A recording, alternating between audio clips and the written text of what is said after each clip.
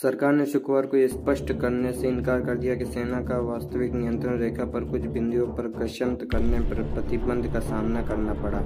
जैसे कि हाल ही में पुलिस प्रमुख के बैठक के दौरान प्रस्तुत एक पत्र में सुझाया गया कि भारत राष्ट्र समिति के सांसद जी रंजीत रेड्डी के एक प्रश्न का उत्तर देते हुए रक्षा मंत्रालय ने लोकसभा में एक लिखित उत्तर में कहा, मांगी गई जानकारी प्रकृति में संवेदनशील है और राष्ट्रीय हित में सदन के पटेल का इसका खुलासा नहीं किया जा सकता।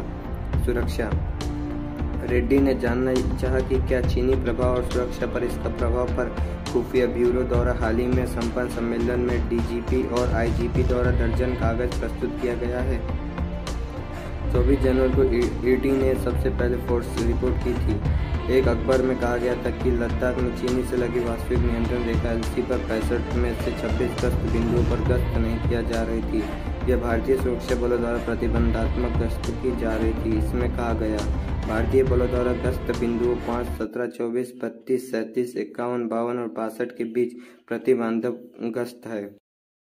अब चलते हैं दूसरी खबर पे। राजस्थान के जैसलमेर में सेना की फायरिंग अभ्यास के दौरान एक मिसाइल फायर हो गई। घटना के समय पोखरण फील्ड फायरिंग रेंज में एक यूनिट के वार्षिक अभ्यास चल रहा था। हालांकि किसी तरह के जान माल के नुकसान की खबर नहीं। एक रक्षा प्रवक्ता ने मिसाइल फायर का एक मामला दर्ज किया था जब एक इकाई आज अपनी वार्षिक फील्ड फायरिंग रही थी। उन्होंने कहा कि मिसाइल सुरक्षित रूप से कट गई, हालांकि मलबा आसपास के खेतों में गिरा। उन्होंने कहा किसी भी कर्मचारी और संपत्ति को कोई नुकसान नहीं पहुंचा। मामले की जांच की जा रही है।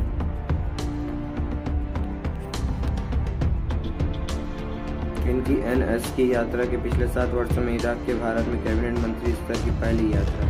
इराकी एनएस ने इससे पहले 2016-18 में आंतरिक मंत्री व पिछली सरकार में जुलाई 2020 में एनएस यात्रा के दौरान दोनों राष्ट्रीय सुरक्षा सलाहकारों ने पारस्परिक हित की एक विशाल क्षेत्र पर व्यापक बातचीत की। दोनों पक्षों ने चल रहे द्विपक्षीय सहयोग के विभिन्न पहलुओं पर चर्चा की।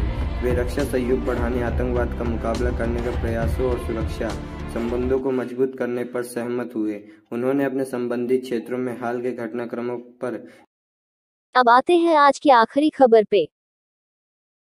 सरकार ने विदेशी आईएस मूल उपकरण निर्माताओं के साथ रक्षा क्षेत्र में काम करने वाली 45 कंपनियों संयुक्त उद्यम के लिए कमजोरी दे दी। शुक्रवार को संसद को सूचित किया गया। रक्षा राज्य मंत्री आर्या भट्ट ने लोकसभा में एक प्रश्न के लिखित उत्तर में यह बात कही। देश में प्रत्यक्ष विदेशी निवेश के तहत राज्य उपकरणों के निर्माण में रुचि दिखाने वाली विदेशी कंपनियों की संख्या के बारे में पूछे गए सवाल के जवाब में उन्होंने कहा, सरकार ने विदेशी आईएस के साथ रक्षा क्षेत्र से काम करने वाली 45 कंपनियों जेवी को मंजूरी दी है। इसके अलावा सरकार ने पिछले कुछ वर्षों में कई नीतिगत पहल की और देश में रक्षा उपकरणों के स्वदेशी डिजाइन, विकास और निर्माण को प्रोत्साहित करने के लिए सुधार लाया, जिससे आने वाले वर्ष में आयात पर निर्भरता कम हो जाएगी। इन पहलों में से अन्य बातों के साथ साथ रक्षा अधिकरण प्रक्रिया DAP 2020 के तहत घरेलू स्रोतों में पूंजीगत वस्तुओं की खरीद को प्राथमिकता देना शामिल है। रक्षा उत्पादक विभाग DDP MDO द्वारा 3 सकारात्मक स्वदेशीकरण सूचियां PIL की अधिसूचना समय